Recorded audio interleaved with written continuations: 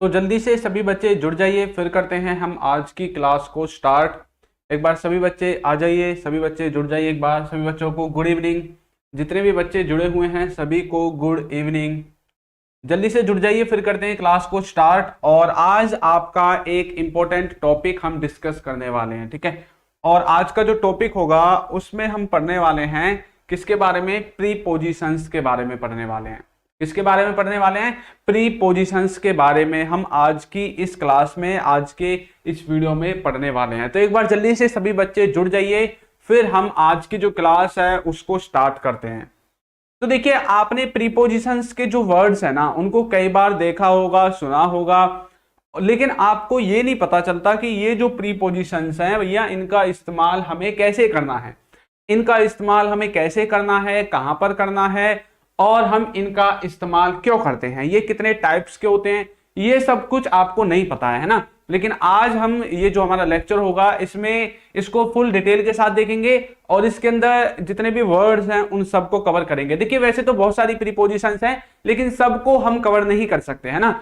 हम कुछ उनको कवर करेंगे, गिनी चुनी प्रीपोजिशंस को, जो हमारे स्पोकन इंग्लिश में हमारे लिए इंपॉर्टेंट है और जिनका इस्तेमाल अपनी डेली लाइफ में हम सबसे ज्यादा करते हैं, ठीक है। सिर्फ हम उन्हीं को यहाँ पर कवर करने वाले हैं। तो चलिए स्टार्ट करते हैं। तो सबसे पहले हमें एक बात पता होना चाहिए कि ये जो प्रीपोजिशंस हैं ये क्या है ना। प्रीपोजिशंस क्या है? तो यहां पर मैंने एक इसकी छोटी सी डेफिनेशन लिखी हुई है। जो शब्द सेंटेंस में किसी नाउन या प्रोनाउन के पहले प्रयोग होकर उस नाउन या प्रोनाउन का संबंध सेंटेंस के दूसरे शब्द से बताते हैं या बतलाता है, उसी शब्द को हम प्रीपोजिशन कहते हैं। क्या कहते हैं? प्रीपोजिशन, ठीक है। प्रीपोजिशन, प्री का मतलब होता है पहले और पोजीशन का मतलब होता है मतलब किसी की पोजीशन जैसे होती है कहीं पर, ठीक है। तो नाउन या प्रोनाउन के पहले लगते हैं ये, ठीक है, इसलिए इनको प्रीपोजिशन कहते हैं। नाउन और प्रोनाउन तो आपको पता ही होगा, नाउन और प्रोनाउन होते क्या है ना, पता है ना आपको। नाउन मतलब किसी भी व्यक्ति, वस्तु, स्थान, जाति का नाम, और जो प्रोनाउन है उसको हम नाउन के स्थान पर प्रयोग करते हैं। प्रोनाउन को कहां पर इस्तेमाल करते हैं? प्रोनाउन के इस्तेमाल करते हैं हम नाउन के स्थान पर। अब जैसे मैंने यहां पर ये 3 सेंटेंसेस लिखे हैं। We are going to market, you are writing with a pen, ठीक है, और there are books on the table. अच्छा, यहां पर जो विद लिखा है ना मैंने, इसके स्थान पर आप बाय का इस्तेमाल भी कर सकते हैं, कोई दिक्कत नहीं है, ठीक है। इनका मतलब देखिए हिंदी मतलब क्या? We are going to market, इसका मतलब है कि हम मार्केट जा रहे हैं, है ना। तो यहां पर ये टू प्रीपोजिशन आया है, तो इसने क्या किया है? मुझको और इस मार्केट को कनेक्ट किया है कि हम क्या काम करने जा रहे हैं, हम भैया मार्केट जा रहे हैं, ठीक है। ये प्रीपोजिशन ने हमें बताया है। You are writing with a pen, तो ये जो पेन है ना, इसने मुझको और ये जो पेन है इनको, ये जो विद है इसने मुझको और पेन को कनेक्ट कर दिया है कि भैया मैं लिख रहा हूं इस पेन की हेल्प से, ठीक है। और there are books on the table, यहां पर जो ऑन है ये हमें बताना चाहता है कि ये जो बुक्स है ना ये किस पर है? टेबल पर है, ठीक है। यानी कि इसने बुक्स का रिलेशन टेबल से दिखा दिया कि ये बुक्स टेबल पर हैं, कुर्सी पर हैं, मेज पर हैं, कहां पर हैं, ये रिलेशन इसने यहां पर प्रीपोजिशन के द्वारा दिखा दिया है, ठीक है। तो इस तरह से आप प्रीपोजिशन को समझ सकते हैं। ये नाउन और प्रोनाउन के पहले लगते हैं और ये नाउन और प्रोनाउन का संबंध सेंटेंस के जो दूसरे वर्ड्स होते हैं उनके साथ हमें बतलाते हैं, उनके साथ हमें शो करते हैं, दिखाते हैं, ठीक है। चलिए अब आगे बढ़ते हैं। अब देखिए, जब हम प्रीपोजिशंस को पढ़ते हैं ना तो हम रैंडमली नहीं पढ़ देते हैं ना, कहीं से भी कुछ भी उठाकर हम कोई भी प्रीपोजिशन को पढ़ देते हैं। लेकिन असलियत में हमें इनको यदि एक कॉन्सेप्ट के हिसाब से यदि हम पढ़े, एक सीरीज में इनको पढ़े, तो हम इनको कभी नहीं भूलेंगे, है ना। अब प्रीपोजिशन के अंदर भी कुछ ऐसी प्रीपोजिशंस हैं जो टाइम को इंडिकेट करती हैं, कुछ ऐसी हैं जो पोजीशन और किसी प्लेस के बारे में बताती हैं, ठीक है। कुछ ऐसी हैं जो डायरेक्शन के बारे में बताती हैं और कुछ अलग भी हैं जो कुछ भी नहीं बताती। मतलब ऐसा नहीं है कि मिक्स है, एक तरह से मिक्स आप इनको लगा सकते हैं, ठीक है। तो कुछ टाइम को बताएंगे, कुछ किसी की पोजीशन या प्लेस के बारे में बताएंगे, कुछ डायरेक्शन के बारे में बताएंगे और कुछ हमें अदर प्रीपोजिशन जैसे होती है ना, कुछ मतलब रैंडम होती है, ठीक है, वो टाइप की। अब जो टाइम को बताने वाली हैं उनमें से इन भी आ सकता है, ऑन भी, फॉर, सिंस, ये सब आ सकते हैं, ठीक है। और प्लेस को बताने के लिए हम अमंग, अमिड, ठीक है, इन सब का, एट, ऑन, इनका भी इस्तेमाल कर सकते हैं। तो कुछ ऐसी प्रीपोजिशंस है जिनको हम टाइम में भी इस्तेमाल कर सकते हैं, किसी प्लेस को बताने में भी इस्तेमाल कर सकते हैं, यानी कि मिक्स तरीके से भी इस्तेमाल हो सकती है, ठीक है। चलिए अब ये जो प्रीपोजिशंस हैं इनको एक एक करके हम सीखते हैं। पहले आप इनका थोड़ा सा मीनिंग देख लीजिए, इनका मीनिंग होता क्या क्या है। अब जैसे इन है, इन का मतलब है मैं, यानी कि किसी चीज के अंदर की जब बात की जाती है, ठीक है, जब किसी चीज के अंदर की बात की जाती है। इनटू का मतलब भी मैं ही होता है, ठीक है, इन और इनटू दोनों का मतलब मैं, विद का मतलब के साथ। अच्छा ये जो ऑन टू है ना, इनटू जो भी है ऑन टू, इसका आप जब मैं आगे हम पढ़ेंगे तो इसके एग्जांपल्स भी अच्छे से देखेंगे, ठीक है। विद का मतलब होता है के साथ, टू का मतलब होता है की और, ठीक है, उसके बाद है एट का मतलब होता है में या फिर पर, ऑन का मतलब पर विदाउट के बिना, ऑफ का मतलब होता है काके की, अमंग का मतलब होता है के बीच, बिटवीन का मतलब भी होता है के बीच। अच्छा ये अमंग और बिटवीन में क्या डिफरेंस है, देखिए दोनों का मतलब सेम है। बिटवीन का मतलब जो दो व्यक्तियों के बीच में बात होगी, और अमंग का मतलब है, जब आप आगे पढ़ेंगे आप समझ जाएंगे, यहाँ पर दो से ज्यादा के बीच में बात होती है, ठीक है। अंडर का मतलब होता है नीचे, ओवर का मतलब होता है के ऊपर, बिलो के नीचे, नियर का मतलब होता है के पास, आफ्टर का मतलब होता है के बाद, बिफोर का मतलब के पहले, फोर का मतलब होता है के लिए, और up, since, for, by, behind, इनकी आप हिंदी यहाँ से देख सकते हैं।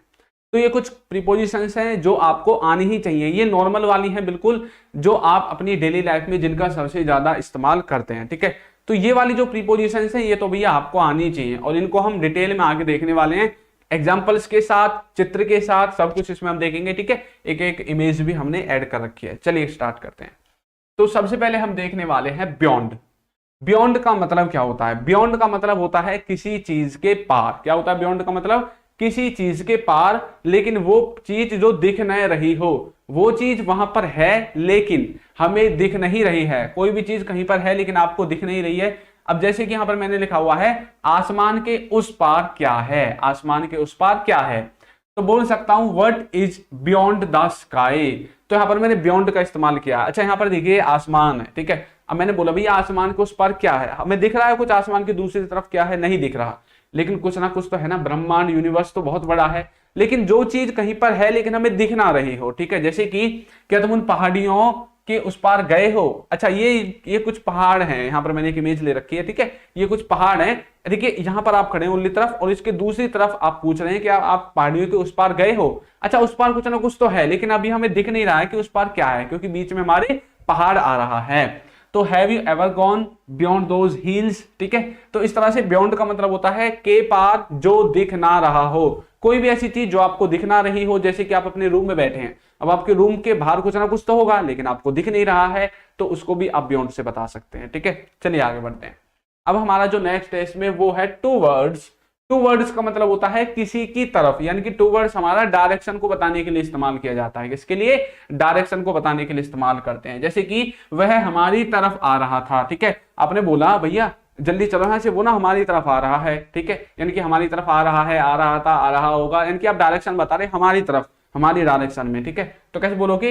He was coming towards us. ये लो भैया ये आ रहा है हमारी तरफ, ठीक है, तो ये अभी हमारी तरफ आ रहा है, तो इसलिए हमने डायरेक्शन को बताने के लिए टू वर्ड्स का इस्तेमाल करना है।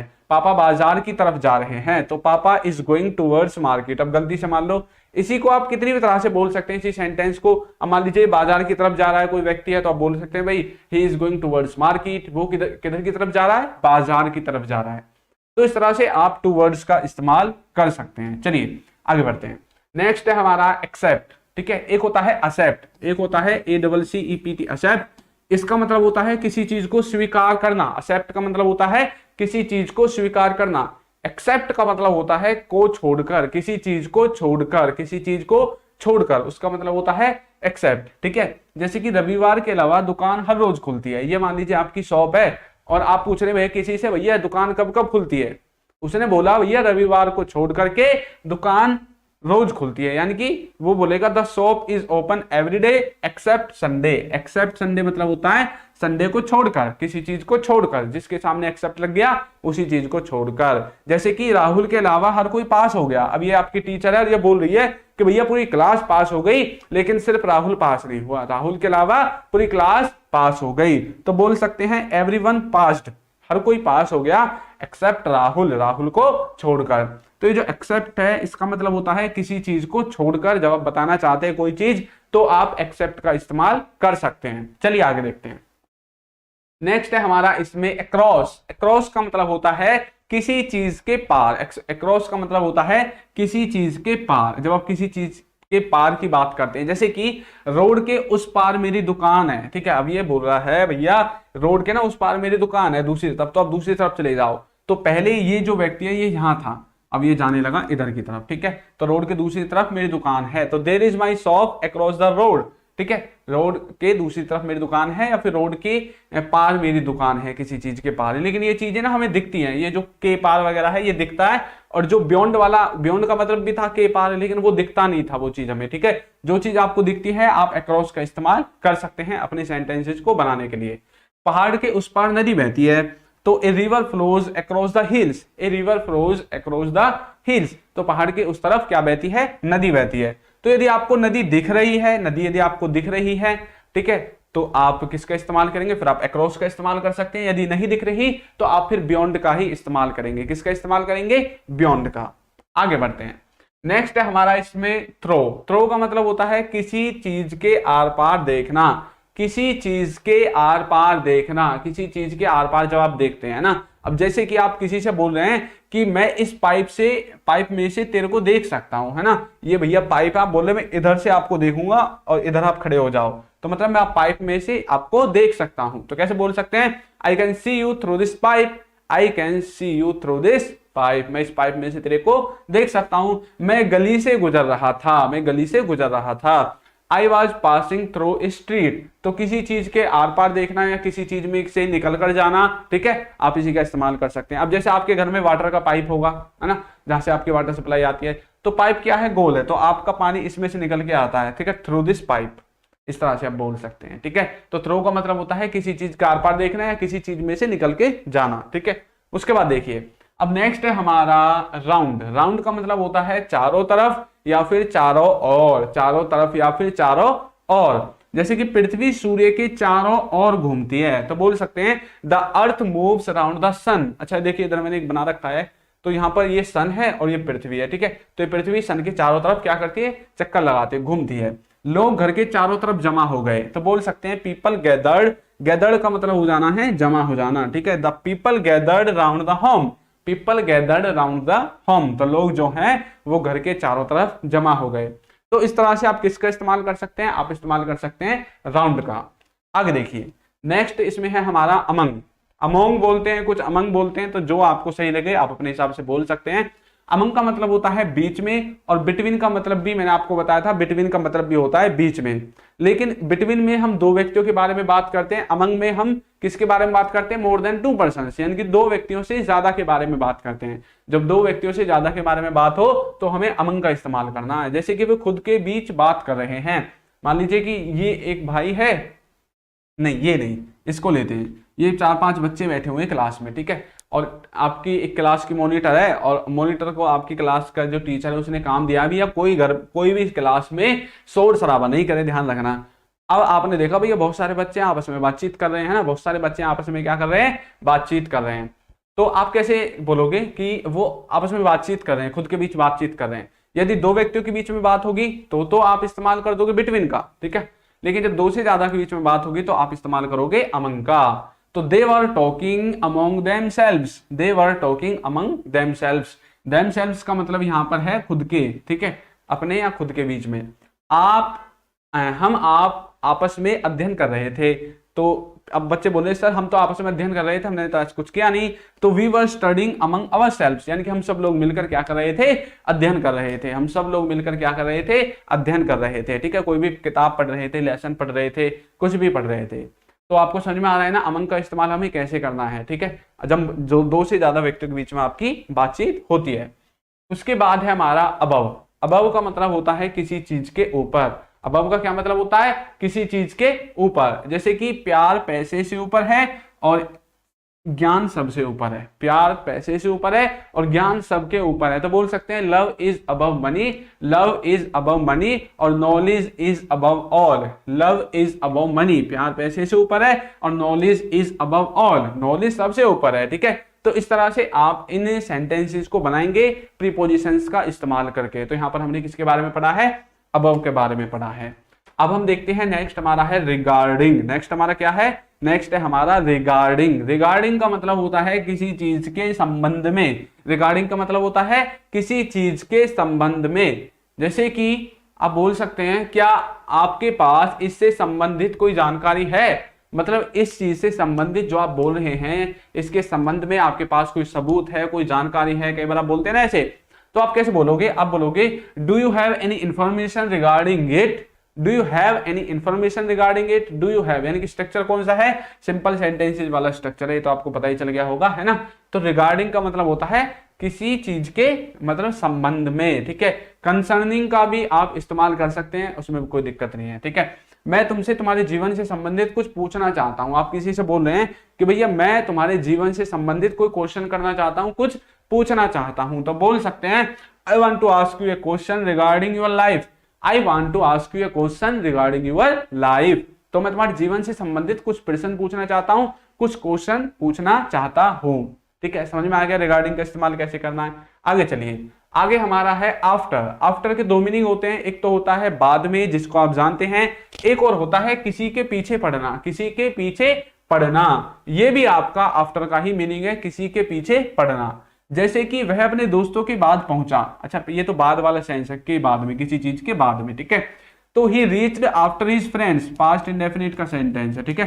ही रीच्ड आफ्टर हिज फ्रेंड्स, क्योंकि सब्जेक्ट के तुरंत बाद वर्ब की सेकंड फॉर्म आई है, रीच की सेकंड फॉर्म रीच्ड आ गई है, ठीक है। ये तो हो गया किसी चीज के बाद में। अब यहां पर लिखा हुआ है पुलिस चोर के पीछे पड़ी है। अब जैसे ये पुलिस है और ये इस भैया चोर के पीछे पड़ी है, जो पुलिस है वो किसके पीछे पड़ी है, पुलिस पड़ी है भैया चोर के पीछे, ठीक है। अब जब चोर के पीछे पड़ी है तो पीछे पड़ने को हम आफ्टर के द्वारा कैसे बनाएंगे, the police were after the thief, the police were after the thief, police चोर के पीछे पड़ी थी, the police were after the thief. इस तरह से आप किसका इस्तेमाल करेंगे, आफ्टर का इस्तेमाल करेंगे दो सेंसेस में, बाद में या फिर किसी के पीछे पड़ना, इस वाले सेंस में। नेक्स्ट है हमारा बीनीथ। नेक्स्ट हमारा क्या है, बीनीथ। बीनीथ का मतलब होता है दो जगह के बीच में। बीनीथ का क्या मतलब होता है, बीनीथ का मतलब होता है दो जगह के बीच में। जब दो जगह के बीच की बात करते हैं, जैसे कि मैं आम के पेड़ के नीचे बैठा था। अच्छा बीनीथ का मतलब कुछ ऐसा होता है जैसे कि एक नीचे मेरे हाथ हो गया, एक बीच में मैंने पहन दिया, ऊपर से हाथ हो गया, यानी कि दो जगह के बीच में आ गया ना ये पहनाव, है ना। जैसे कि आपके घर में मान लो 3 मंजिलें, एक सबसे ऊपर की मंजिल है, एक नीचे की मंजिल है, उनके बीच में जो मंजिलें हुए हैं अब वो एक दूसरे को टच करती हैं, तो आप उसको बताने के लिए बीनीथ का इस्तेमाल करेंगे। कोई भी चीज जो एक दूसरे को टच करती है ऊपर नीचे से, आप बीनीथ का इस्तेमाल कर सकते हैं। I was sitting beneath the mango tree, तो आप बोल रहे हैं कि भैया मैं मैंगो ट्री के नीचे बैठा हुआ था, ठीक है, मैं मैंगो ट्री के नीचे बैठा हुआ था। अच्छा नीचे आप धरती से जुड़े हुए हैं और ऊपर आप पेड़ से जुड़े हुए हैं, ठीक है, टच हैं, तो इसका मतलब है कि आप किसका इस्तेमाल करेंगे बताने के लिए, बीनीथ का। एक बीनीथ होता है, एक अंडरनीथ होता है, दोनों का मतलब सेम है, ठीक है। कंप्यूटर माउस मेरे हाथ के नीचे है। अब जैसे ये कंप्यूटर का माउस है, ये आपने देखिए अपने हाथ के नीचे, हथेली के नीचे रख रखा है ना, हथेली के नीचे रख कर तो चलाते हैं। तो कंप्यूटर माउस क्या है, मेरी हथेली के नीचे है, कंप्यूटर माउस मेरी हथेली के नीचे है, ठीक है। तो इस तरह से आप इसको बना सकते हैं। समझ में आ गया आपको, मेरे हिसाब से तो समझ में आ जाना चाहिए, ठीक है। चलिए आगे देखते हैं। द कंप्यूटर माउस मेरे हथेली के नीचे है, the computer mouse is beneath my palm, ठीक है। तो कंप्यूटर माउस कहां पर है, मेरी हथेली के नीचे है। तो इस तरह से आप बीनीथ का इस्तेमाल करेंगे इसको बताने के लिए। उसके बाद है आपका अपोजिट। क्या है नेक्स्ट हमारा, नेक्स्ट है भैया हमारा अपोजिट। अपोजिट का मतलब होता है ठीक सामने या फिर उल्टी या फिर दूसरी तरफ। अपोजिट का मतलब होता है अपोजिट डायरेक्शन में, अपोजिट डायरेक्शन में, ठीक है। जैसे कि खेल का मैदान तुम्हारे घर के सामने है, मान लीजिए यहां पर आपका कोई घर था और इसके बिल्कुल सामने अपोजिट डायरेक्शन में ये खेल का मैदान है, तो play ground is opposite your house. तो प्ले ग्राउंड कहां पर है, आपके घर के अपोजिट डायरेक्शन में है। उसकी गाड़ी स्कूल के सामने खड़ी थी। अभी देखिए गाड़ियां खड़ी हैं, इसका मतलब क्या है कि स्कूल आपका इधर की तरफ होगा या फिर ये पीछे आपका स्कूल हो सकता है, ठीक है। यानी कि अपोजिट डायरेक्शन में खड़ी थी, कि कोई चीज यहां पर है तो वो यहां पर होगी, जिसको आप पैरेलल बोल सकते हैं। पैरेलली तो होता है अपोजिट डायरेक्शन का मतलब, ठीक है। तो his car is parked opposite to the school, his car is parked opposite to the school, ठीक है। समझ में आ गया, आगे बढ़ते हैं। चलिए नेक्स्ट है हमारा इसमें फ्रॉम। फ्रॉम का मतलब देखिए 3 तरह से आप फ्रॉम को समझ सकते हैं, किसी जगह से। वैसे फ्रॉम का मतलब होता है किसी एक स्थान को छोड़कर आप दूसरे स्थान पर जब जाते हैं, जैसे किसी जगह से, किसी समय से, किसी स्रोत से, ठीक है। तीनों तरह से आप बोल सकते हैं। जैसे कि मैं अगले सप्ताह से अपना काम करूंगा, ठीक है। अब आपने यहाँ पर एक टाइम बता दिया भैया अगले सप्ताह से, किसी समय से, तो बोल सकते हैं I will start my work from the next week, I will start my work from the next week. मैंने ये जरूरी जानकारी कहां से ली है, गूगल से ली है, ठीक है। तो आप किसी सोर्स के बारे में बता रहे हैं, किसी स्रोत के बारे में बता रहे हैं, तो बोल सकते हैं I got the required details from Google, I got the required details from Google. तो इस तरह से आप इसका इस्तेमाल कर सकते हैं, ठीक है। तो मैंने जरूरी जानकारी कहां से ली है भैया, गूगल से ली है मैंने जरूरी जानकारी, I got the required details from Google, ठीक है। समझ में आ गया, कोई दिक्कत नहीं हो, अब कोई दिक्कत नहीं होनी चाहिए। आगे चलिए, आगे देखते हैं। अब हमारा नेक्स्ट इसमें क्या है, ऑफ। अच्छा, ये जो ऑफ है ना, इसका मतलब होता है कि आप एक चीज को किसी दूसरी जगह से अलग कर रहे हैं। इस ऑफ का मतलब होता है अलग करना, और एक ऑफ और होता है ये ऑफ वाला, ठीक है। इसका मतलब होता है का के की, क्या होता है, का के की, ठीक है। इसका मतलब अलग है, और ये ओ डबल एफ वाला ऑफ है, इसका मतलब अलग है। इसका मतलब है कि आप किसी एक चीज को दूसरी चीज से अलग करना चाहते हैं, ठीक है। कैसे बोलोगे, मैंने लैपटॉप डेस्क से उठाया, मतलब आपने लैपटॉप और डेस्क को अलग अलग कर दिया, लैपटॉप को डेस्क से अलग कर दिया। तो बोल सकते हैं I picked his laptop off his desk, of his desk, ठीक है। तो आपने ऑफ कर दिया, वहां से लैपटॉप को अलग कर दिया। वहां से प्लेट हटा दो, move the plates off from there. Off का मतलब है अपने प्लेट को अलग करने के लिए बोला है, वहां से हटाने के लिए बोला है, ठीक है। उस टेबल से या फिर जहां पर भी मतलब अलमारी में या स्लिप पे जहां पर भी आपकी प्लेट्स रखी थी, आपने बोला उनको वहां से अलग कर दो, हटा दो। तो move the plates off from there. इस तरह से आप ये जो सेंटेंसेज हैं या फिर ये जो प्रीपोजिशंस हैं, इनका इस्तेमाल करके ऐसे सेंटेंसेज को बना सकते हैं, ठीक है। आगे देखते हैं। नेक्स्ट है हमारा ओवर। ओवर का मतलब होता है ठीक ऊपर। ओवर का मतलब क्या होता है, ठीक ऊपर। आगे देखिए, यह गेंद सिर के ऊपर से निकल गई। ये कोई व्यक्ति है, खड़ा था, अब बैट बॉल खेले थे, देखिए इसके सिर के ऊपर से ये जो गेंद है ना निकल गई है, इसके सिर के ऊपर से गेंद निकल गई है। तो बोलोगे यह गेंद सिर के ऊपर से निकल गई है, तो बोल सकते हैं this ball went over my head. तो यहाँ पर ओवर का मतलब है किसी चीज के ऊपर से, आपके सिर के ऊपर से निकल गई है, किसी चीज के ऊपर से निकल गई है, तो वहां पर आप समझ सकते हैं हमारे सिर के ऊपर छत है, हमारे सिर के ऊपर छत है। तो बोल सकते हैं we have a roof over our head, we have a roof over our head. हमारे छत के मतलब सर के ऊपर क्या है, छत है।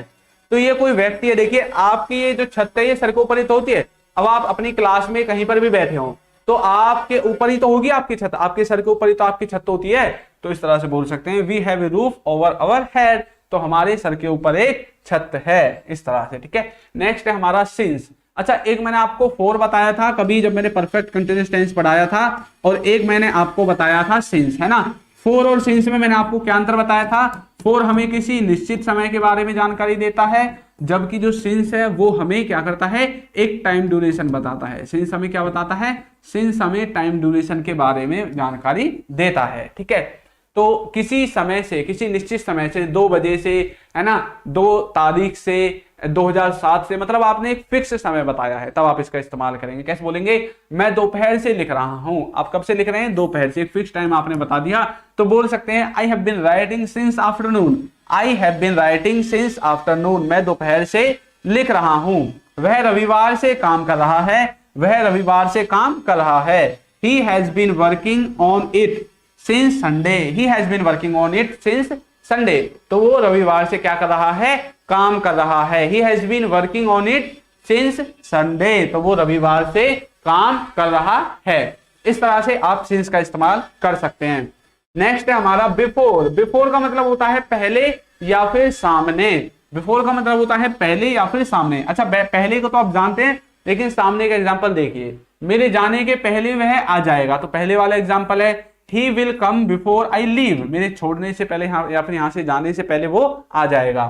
अब मैं आपके सामने बोल रहा हूं, now I am speaking before you, तो यहां पर बिफोर का मतलब क्या है, सामने। तो देखिए ये जो प्रीपोजिशंस है ना, ये तो भैया आपको याद करनी पड़ेंगी, ठीक है। अब मैं यहाँ पर कितनी प्रीपोजिशंस कराऊंगा, बहुत सारी हैं, ठीक है। कहां तक आप इनको याद करोगे और कहां तक आप इनको, मतलब मैं आपके लिए नोट्स बना के ऐसे लेकर आऊंगा। तो सबसे अच्छी बात आपके लिए ये रहेगी, जो आपकी काम की चीजें हैं, जो इंपॉर्टेंट चीजें हैं, जो प्रीपोजिशंस आपके लिए इंपॉर्टेंट है, आप सिर्फ उन्हीं को याद कर लें अच्छे से, ठीक है। उनका मीनिंग याद कर लें और फिर सेंटेंस में आप उनको बनाना अपने आप सीख जाओगे। यदि आपको पता होगा, कहीं पर लिखा हुआ दिखाई दे तो आपको पता चल जाएगा। जस्ट बिफोर के 2 मीनिंग है, एक होता है पहले, एक होता है सामने। तो आप सेंटेंस को जब बोलोगे या पढ़ोगे तो आपको पता पड़ जाएगा। जैसे कि I will call before I leave, अच्छा बिफोर के सामने, तो इसका मतलब हो ही नहीं सकता। आप बोल रहे हैं कि मैं, मतलब मेरे जाने से पहले वह आ जाएगा, आप कुछ ऐसा बोलना चाहते हैं, ठीक है। समझ में आ गया आपको सेंटेंस को कैसे फ्रेम करना है।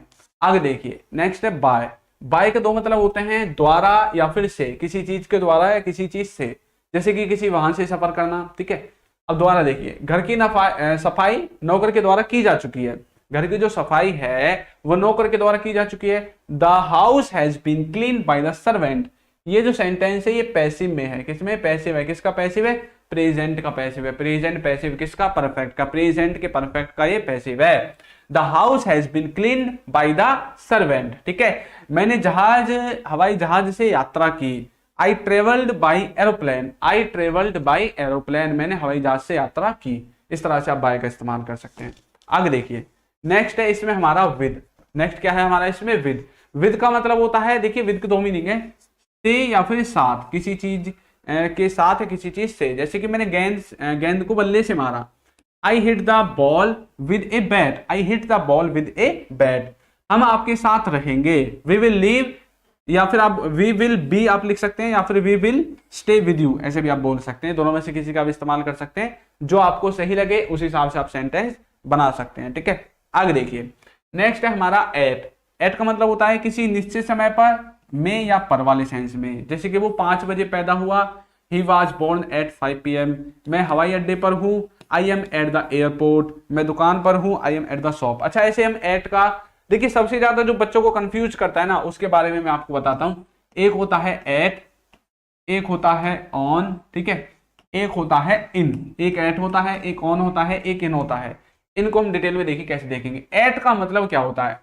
एट का मतलब होता है जब आप एक छोटी जगह पर होते हैं। एट का मतलब कहां पर इस्तेमाल करेंगे? जगह वाले सेंस में। जब आप एक छोटी जगह पर होते हैं, मतलब उससे ज्यादा टुकड़े उसके नहीं हो सकते। जैसे कि मान लीजिए आप एक पर्टिकुलर किसी प्लेस को दर्शाना चाहते हैं, किसी पर्टिकुलर चीज को या प्लेस को दर्शाना चाहते हैं। जैसे कि आप दुकान पर हैं तो आप दुकान को दर्शाना चाहते हैं, भाई मैं दुकान पर हूं।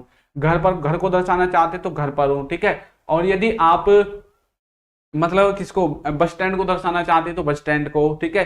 किसी भी चीज को जो छोटी है, ठीक है, एक पर्टिकुलर लोकेशन को आप दर्शाना चाहते हैं तो आप एट का इस्तेमाल करेंगे। जैसे कि एट शॉप, ठीक है, at home, at bus stand, ठीक है, एट बस स्टैंड, या फिर एट, यहां पर आप कोई भी चीज जो पर्टिकुलर लोकेशन आप दिखाना चाहते हैं आप उसका इस्तेमाल करेंगे एट का। ऑन का मतलब होता है आप किसी चीज के ऊपर कोई चीज है और उसको आप बताना चाहते हैं। जैसे कि कोई चीज टेबल पर रखी हुई है तो ऑन द टेबल, ऐसा आप बोलते हैं ना, ऑन द टेबल। या फिर ऑन द रूफ, रूफ मतलब छत पर होती है, ठीक है। या फिर आप बोल सकते हैं on the table, on the roof. इस तरह से मतलब आप किसी वस्तु की मतलब वो बताना चाहते हैं कि कोई वस्तु कहां पर है, उसकी स्टेट ऑफ बीइंग बताना चाहते हैं, अवस्था बताना चाहते हैं, तो आपको ऑन का इस्तेमाल करना है। इनका मतलब होता है में। जब आप किसी चीज के अंदर होते हैं ना, किसी चीज के अंदर, ठीक है, किसी चीज के जब आप अंदर होते हैं तब आप इनका इस्तेमाल करेंगे अपने सेंटेंसेस को बनाने के लिए। किसी चीज के जब आप अंदर होते हैं, जैसे कि आप रूम के अंदर हैं तो हम बोल सकते हैं इन द रूम। कैसे बोल सकते हैं? इन द रूम, ठीक है।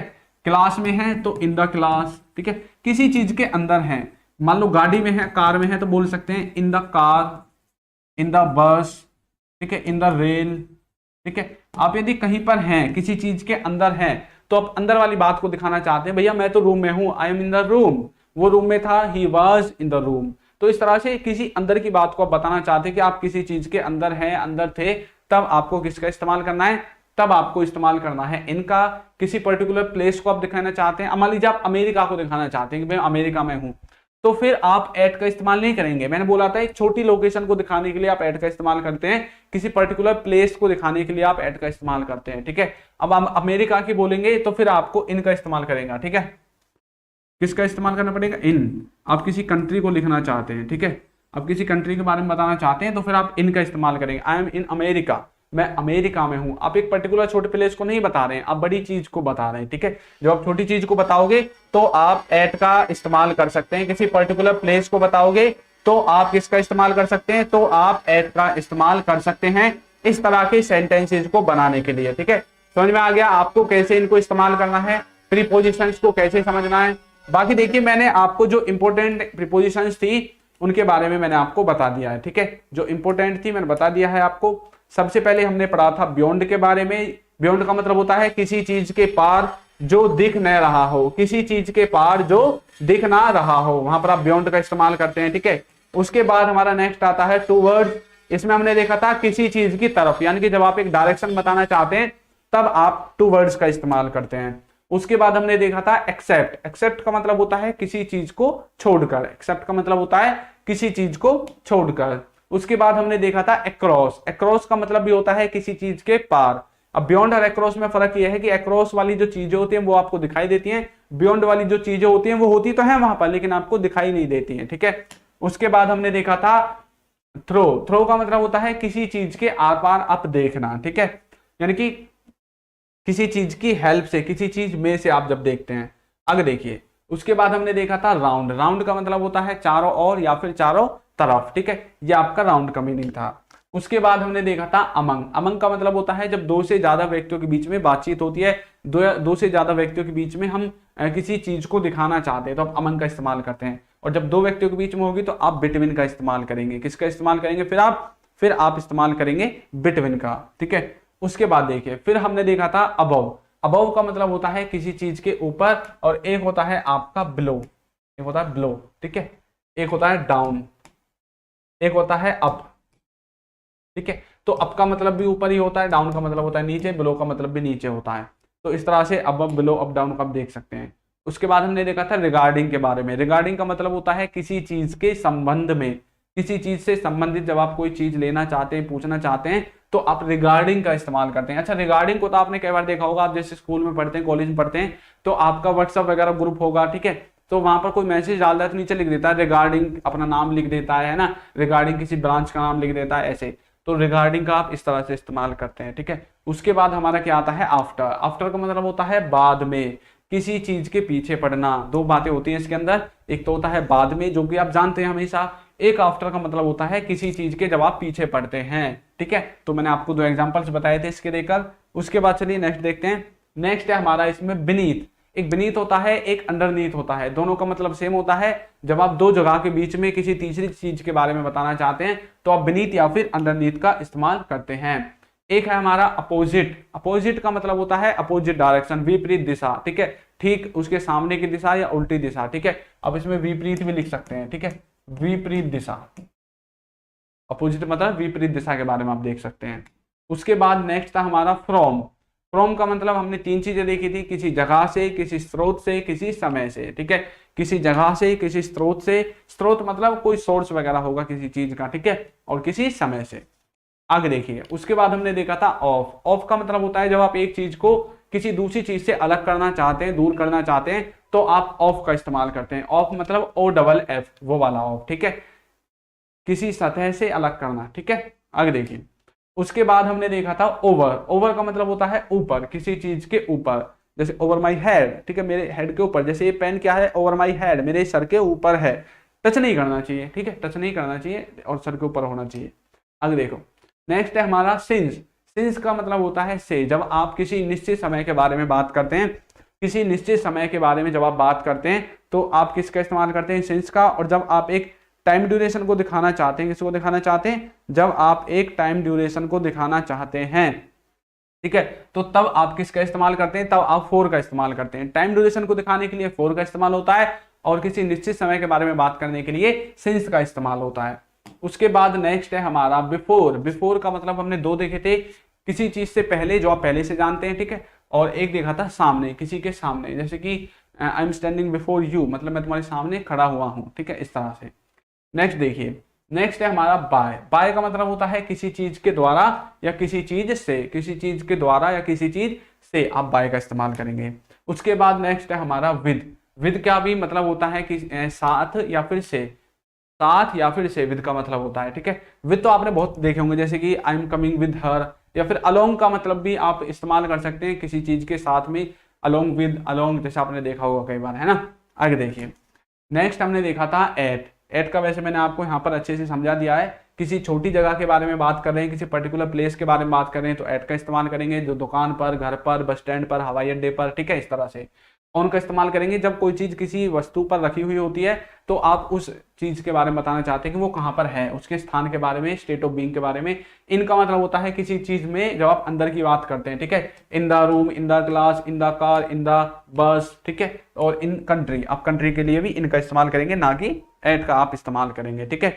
तो आपको समझ में आ गया आपको प्रीपोजिशंस को कैसे इस्तेमाल करना है, प्रीपोजिशंस के जो मतलब सेंटेंसेस हैं उनको कैसे आपको बनाना है। बाकी आप जितनी ज्यादा प्रीपोजिशंस इधर उधर से देखकर इकट्ठा करेंगे, ज्यादा आपको करने की जरूरत नहीं है, जितनी ज्यादा करेंगे उतने ज्यादा कंफ्यूज होंगे। ठीक है, आपको सिर्फ लिमिटेड ही पढ़नी है, जितनी आप यूज कर सकते हैं, जितनी आप बोल सकते हैं। ठीक है, जितनी आप अपनी डेली लाइफ में इस्तेमाल कर सकते हैं। तो चलिए आज की वीडियो में इतना ही, अब मिलते हैं अपनी किसी नई वीडियो में एक नए टॉपिक के साथ। तब तक के लिए सभी बच्चों को good night, tata, bye bye.